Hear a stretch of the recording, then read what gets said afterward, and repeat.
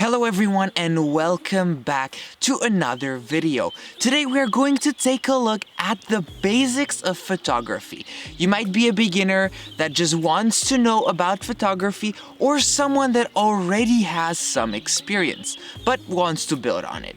If that's the case, then this video is perfect for you. Before we start, I would kindly like to ask for you to leave a like and subscribe for more videos like these. There are 5 main topics: exposure, aperture, shutter speed, ISO, and white balance. These are just a few out of the many other concepts that there are in photography.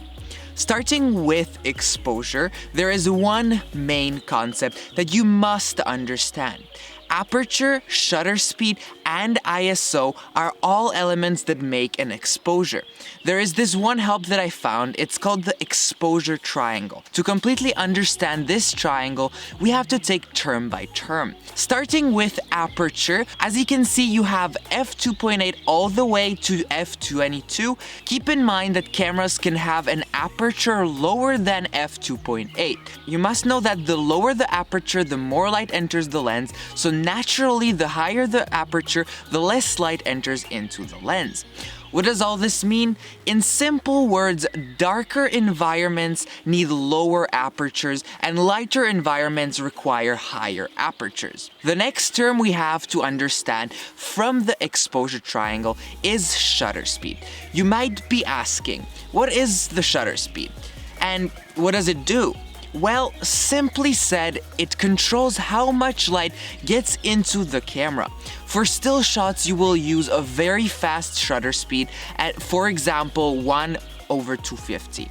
If you would use a slower shutter speed, it would make a motion blur as seen in this image, for example, so the shutter speed varies on each given situation. However, there is another good use of a very slow shutter speed, and that is night photography. By having a slower shutter speed, you allow more light to come in, meaning you have a more exposed image. This can be seen in this nighttime image. There is also a very good reason for a fast shutter speed, and that is for action photography. For example, simply said, it is for any regular environment with a good light level. Now, finally, the last term in our exposure triangle, which is the ISO. When you increase the ISO, the image becomes more exposed, and when you decrease the ISO, the image becomes more underexposed. However, this is the simple way to put it, but it gets a little more complicated. The higher the ISO, the lower the image quality, and the more noise there is. Noise, what is that? Well, that is when the image becomes grainy. This means that you have to set your ISO to the level where the image doesn't become too underexposed or overexposed, and where it doesn't compromise on the image quality. If you understand these 3 main terms that are from exposure, then you are set to make great images, as exposure is one of the most important parts.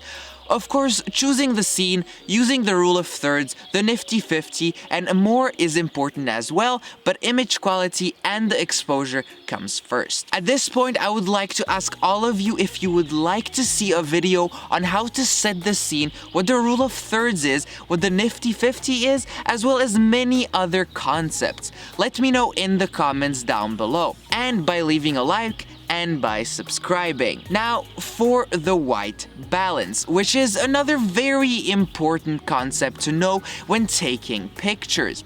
What is white balance, you might be asking? The white balance makes the photos look the way they look in terms of colors. It is responsible for the warmth of the image and determine if the picture will be blue or orange and cold or warm. Previously, you might have used auto white balance, however, that doesn't really do a good job. You should select different white balance options for different settings you are in. Well, this is it for this basics of photography video. If you found this interesting or learned something new, then please leave a like and subscribe, as this is greatly appreciated. If you have any other questions or any video suggestions, please post them down in the comments section. Okay, take care, and I will see you in the next one. Bye!